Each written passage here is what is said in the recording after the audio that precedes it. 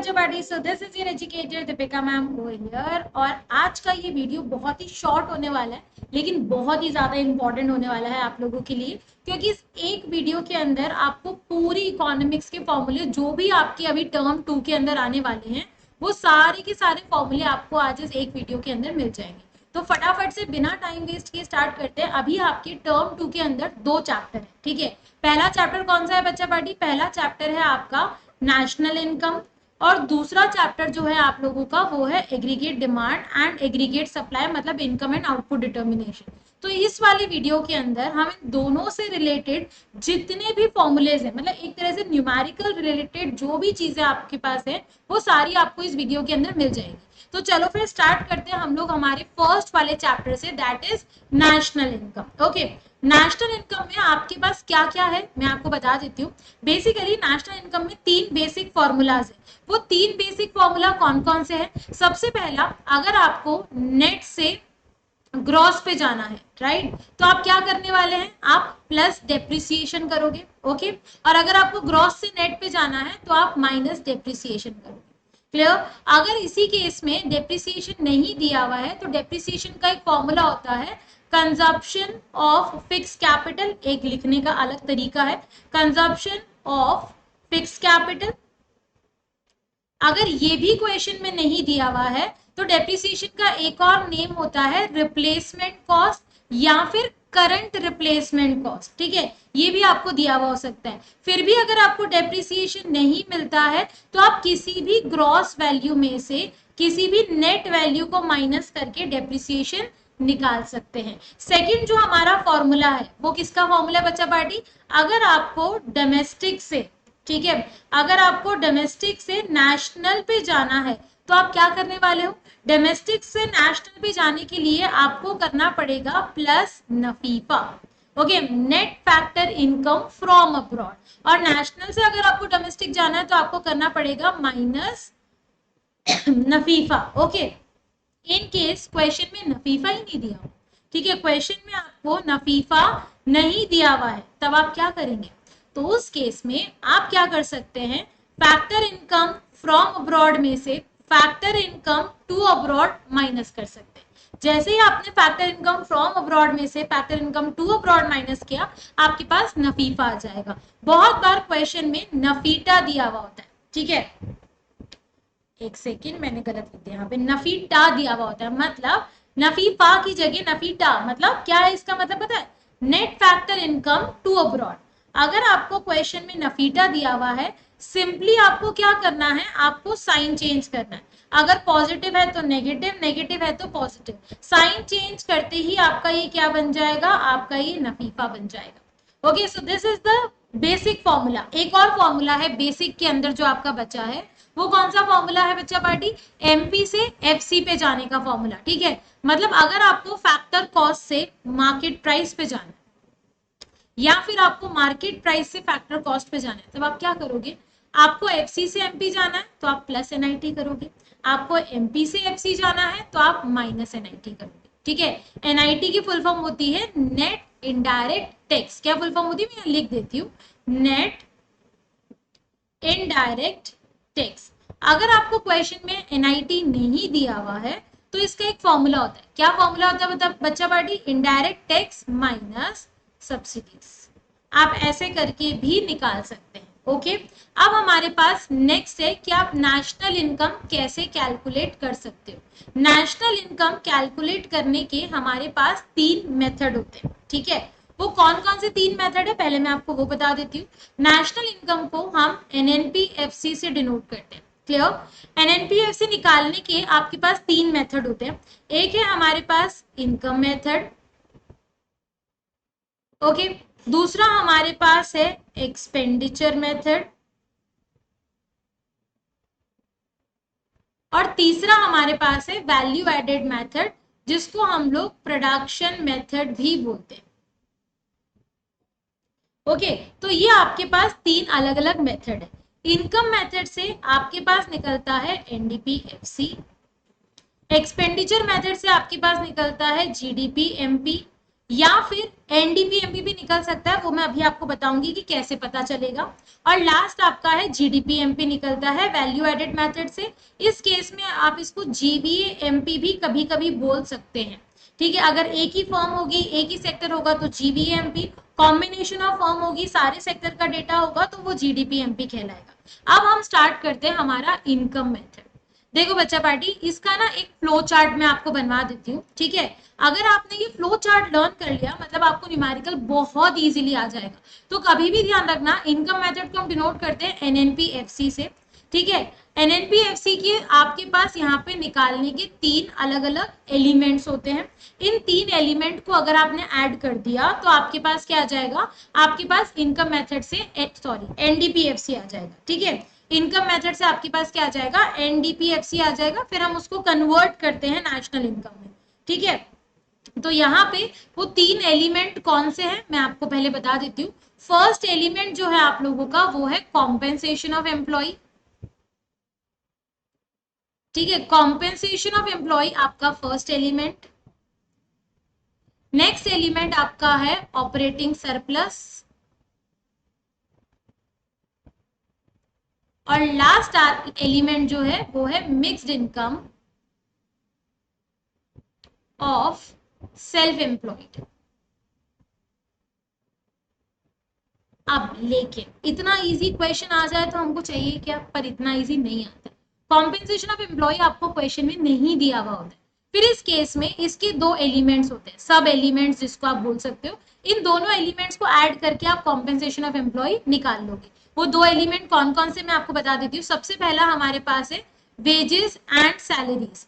Please make sure wages and salary cash में भी हो सकता है और वेजेस एंड सैलरी काइंड में भी हो सकता है, आपको दोनों चीजें इंक्लूड करनी है, राइट। फिर उसके बाद आपको ऐड करना है एम्प्लॉयर्स, यहाँ पे मैं प्लीज हाईलाइट कर लेना, एम्प्लॉयर्स कॉन्ट्रीब्यूशन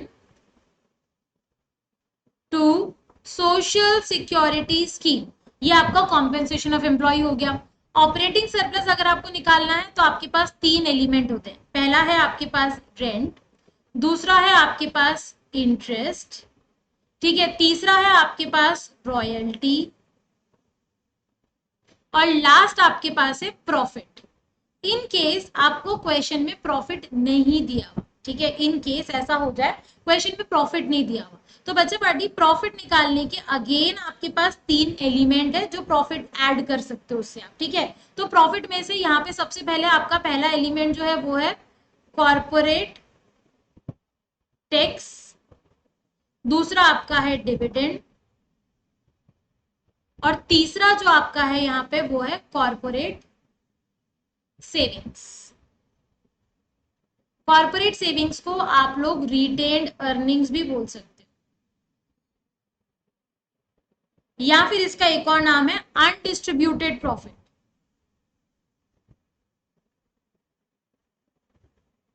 ठीक है। तो ये आपका क्या हो गया, ये आपका पूरा इनकम मेथड मैंने बता दिया। इनकम मेथड से एनडीपीएफसी निकल रहा है, ओके।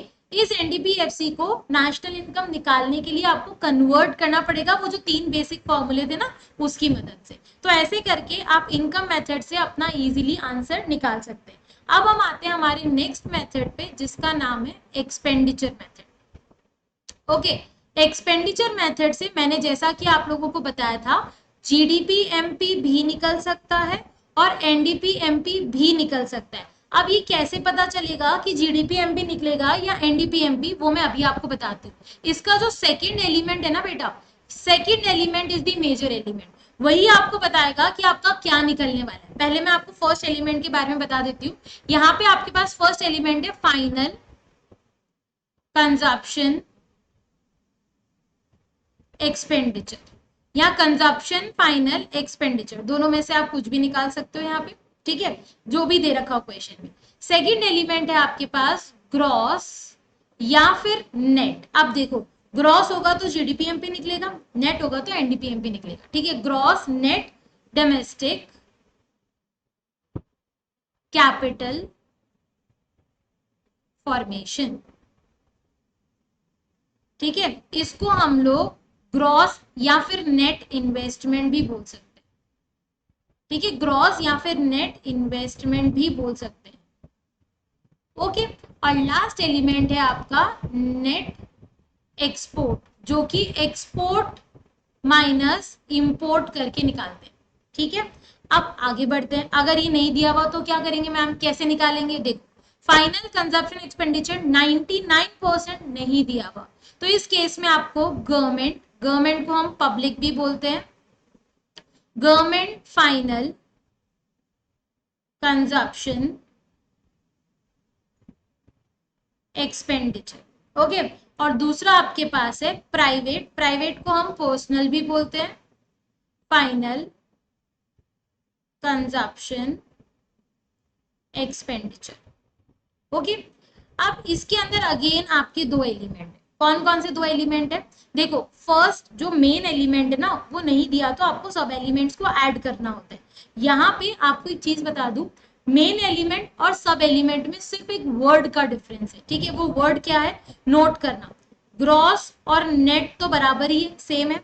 इन्होंने यहाँ पे फिक्स्ड लगा देंगे। ठीक है, ग्रॉस या net domestic fixed capital formation. अगर फिक्स्ड वर्ड लग गया है ना बेटा, इसका मतलब सब एलिमेंट है, ये ध्यान रख लेना। ठीक है, फिर हमारे पास इधर क्या है, हमारे पास इधर है इन्वेंट्री इन्वेस्टमेंट। ठीक है, इन्वेंट्री इन्वेस्टमेंट, जिसको हम लोग चेंज इन स्टॉक भी बोलते हैं। ठीक है, चेंज इन स्टॉक भी बोलते हैं। और इसको साथ में इसका जो फॉर्मूला होता है वो है closing stock minus opening stock. ये आपने अकाउंट्स में पढ़ा है, अब ये भी तो अकाउंट्स का एग्जाम हुआ है, तो अकाउंट्स में आपने पढ़ा होगा क्लोजिंग माइनस ओपनिंग। ठीक है, so this is what exactly expenditure method is. तो ऐसे करके आप एक्सपेंडिचर मेथड से नेशनल इनकम कैलकुलेट कर सकते हो, और इसको फिर आपको कन्वर्ट करना पड़ेगा एनएनपी-एफसी के अंदर। ओके, अब आते हैं हम लोग हमारे नेक्स्ट मेथड पे, जिसका नाम है वैल्यू एडेड मेथड। ओके, ये हमारा लास्ट मेथड है।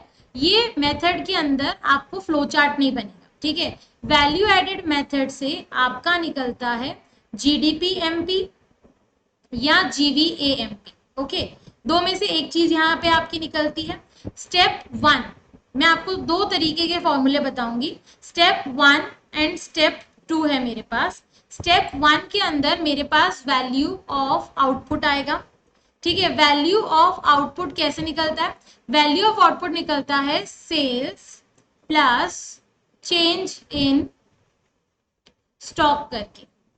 ठीक है, और सेकंड स्टेप में मेरा निकलता है वैल्यू एडेड। ठीक है, इस कैसे निकालेंगे? Value of output minus intermediate consumption से।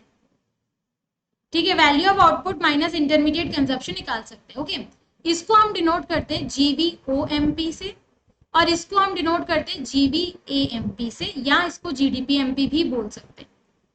ठीक है, अब यहाँ पे ना आपके पास एक शॉर्टकट फॉर्मूला भी होता है। What is that shortcut formula? GVAMP is equals to sales plus change in stock minus IC. ये शॉर्टकट फॉर्मूला भी आप यूज कर सकते हैं। ठीक है, इसके अलावा अगर क्वेश्चन में आपको सेल्स नहीं दिया हुआ है, तो आप क्या कर सकते हो? आप प्राइस इनटू क्वांटिटी के थ्रू भी कर सकते हो। ठीक है, इससे भी निकाल सकते हैं, या फिर आप डोमेस्टिक सेल्स, ठीक है, domestic sales plus export plus self consumption, इससे करके भी आप क्या निकाल सकते हैं? सेल्स निकाल सकते हैं। अगर आपको आईसी निकालना है, आईसी का मतलब होता है रॉ मटेरियल परचेज करना, इसमें मशीन्स नहीं आती है ना, तो यहाँ पे आप आईसी निकालने के लिए परचेज ऑफ रॉ मटेरियल के अंदर इंपोर्ट ऐड कर सकते हैं। ठीक है, ये मैंने आपको यहाँ पे सारे नेशनल इनकम के फॉर्मूले बता दिए, जो जो चीजें ध्यान रखने की थी वो मैंने सब बता दी। अब हमारा नेक्स्ट वाले चैप्टर पे आते हैं हम लोग। हमारा नेक्स्ट वाला चैप्टर कौन से? इनकम एंड आउटपुट डिटर्मिनेशन, जिसको मैं एडी एंड एएस बोल देती हूँ, क्योंकि ये चैप्टर इसी से रिलेटेड है। ठीक है, देखो पहला फॉर्मूला जो इसके अंदर है वो है सी, मतलब consumption. C is equals to C bar plus MPC of Y. S is equals to minus C bar plus MPS of Y. ठीक है, बहुत बार बहुत सारी बुक में एमपीसी को बी से भी डिनोट किया जाता है, ठीक है, तो आपको ये चीज ध्यान रखनी है कि एमपीसी को बहुत बार बी से भी डिनोट किया जाता है, अगर कहीं दिख जाए किसी बुक के अंदर तो वो भी सही है, कोई प्रॉब्लम नहीं है। एडी इज इक्वल टू हमारा होता है सी प्लस आई, ठीक है। y इज इक्वल टू हमारा होता है c प्लस एस, और यही हमारा as का फॉर्मूला भी होता है, ठीक है।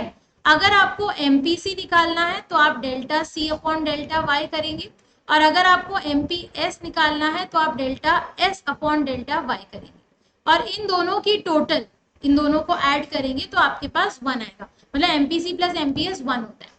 एपीसी की अगर आपको टोटल देखनी है, मतलब एपीसी का फॉर्मूला देखना है तो होता है सी अपॉन वाई, और एपीएस का फॉर्मूला होता है आपका एस अपॉन वाई। इन दोनों की टोटल, ठीक है, इन दोनों को अगर आप ऐड करेंगे तो आपके पास कितना आ जाएगा, 1 आ जाएगा। क्लियर हो गया इतना। इसके बाद हमारे पास 3 के फॉर्मूले होते हैं, ठीक है। के के 3 फॉर्मूले होते हैं बच्चा। एक होता है delta Y upon delta I, एक होता है आप लोगों का 1 अपॉन एम पी एस, और एक और फॉर्मूला होता है 1 upon 1 minus M P C. इस चैप्टर के अंदर बस इतने ही फॉर्मूले हैं आपके पास, इससे ज्यादा फॉर्मूले है ही नहीं। एक लाइन और ध्यान रखना, अगर क्वेश्चन में इक्विलिब्रियम वर्ड दे दिया है, इक्विलिब्रियम वर्ड आते ही आपका AD is equals to AS हो जाएगा और S is equals to I हो जाएगा। बस सिर्फ इतने से आप लोगों के फॉर्मूले हैं जो आप लोगों को यहाँ पे ध्यान रखने, इसके अलावा इस चैप्टर के अंदर कोई फॉर्मूले नहीं है, बस यही फॉर्मूले हैं जो हम लोगों को देखने और समझने। Okay, so I hope this video was useful for all of you. Like share subscribe जरूर कर लेना अगर अभी तक नहीं किया है तो। मिलते हैं आपसे नेक्स्ट वीडियो में। Stay tune, bye bye, take care and have a nice day.